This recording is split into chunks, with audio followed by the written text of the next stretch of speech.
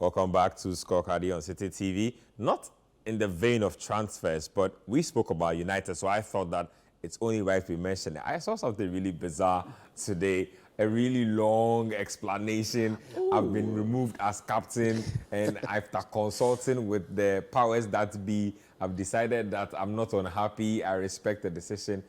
Harry Maguire. Why have they removed my capito, first of all? I mean, my captain, your captain, his captain. Everyone's captain. Everyone's captain. Our captain. We love Harry Maguire. Why him. have they removed him? Edwin, I mean, what's up with that? I mean, who are you even predicting will take the armband now? I think it's obvious, Bruno Fernandes. Yeah, same here, Bruno Fernandes. Yeah. You think so? Oh yeah, he's the captain material. Bruno Fernandes? He's captain material. It shows that all that whining shows his competitive edge. I feel like that divides opinion. So there's a school of thought that believe that as a leader you should be more composed on the pitch because there are captains everywhere. They don't. Not everybody whines about a misplaced pass or a failure to track down an opponent.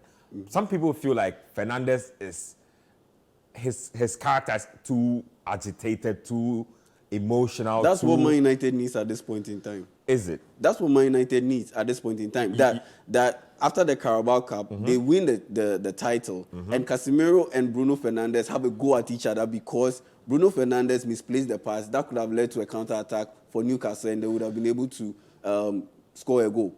Exactly. And this is a team that won the title with a 2-goal margin. It was 2-0. That's the kind of competitiveness that Man United needs. That's the kind of competitiveness that the team needs at this point in time. They had that kind of leader in Roy Keane. What was the description of Roy Keane by Alex Ferguson?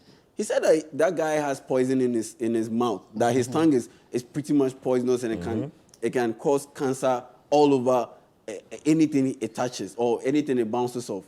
I'm paraphrasing with this one. But he was the leader of Man United. He was the captain of Man United in pretty much the golden era of Man United.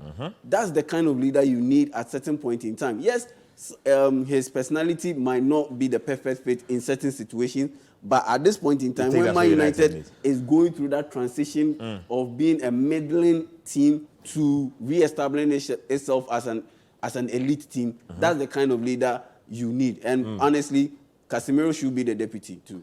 Did Maguire have to, first of all, even explain all that? And do you also agree with the Fernandes bit about he fits the bill the most as leadership material? Well, let me start with Fernandes. I don't think it's about him fitting the leadership material.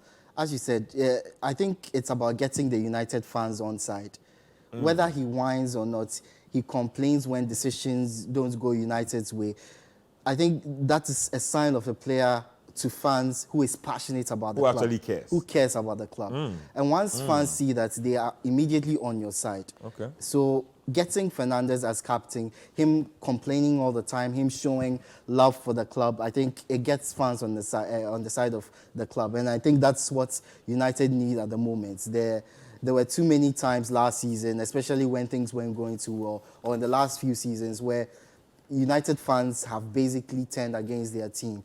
And I feel the club wants a player who the fans deem as one of them, who feels as they do, who bleeds red, who is troubled when the team is troubled. And Fernandes encapsulates that. For Maguire, I think it was good for him to get ahead of the decision. You don't want it to be found on social media on the first game of the season that you are no longer captain when you are on the team. You don't want people to find out. Take control of the narrative. State that you are disappointed, as he said. Players are pretty good at doing that. Exactly. He stated that he was disappointed personally. But he understands. He had a conversation with the manager. Team. He hopes to play for the team again. Right now, the United fans are not on his side. Everyone wants him to leave. So once he says that, okay, he's accepted that he's taking a back seat, there's some sympathy there for once. But going back to the decision by Erik ten Hag, I think it was absolutely necessary to change the captaincy decision. With the way the narrative about Harry Maguire has gone over the last year, he loses some respect, whether it's overt or not. He loses some respect in the dressing room. The players don't trust him anymore. every time any mistake goes wrong, it's Harry Maguire who's blamed. And when it gets into the player's head, so they don't see him as a captain. So it was important for that change to be made to create a little bit of a better They can't atmosphere possibly in the imagine dressing room. themselves having to get a So ruthless halftime pep talk decision, from Maguire. but really good decision. You get it.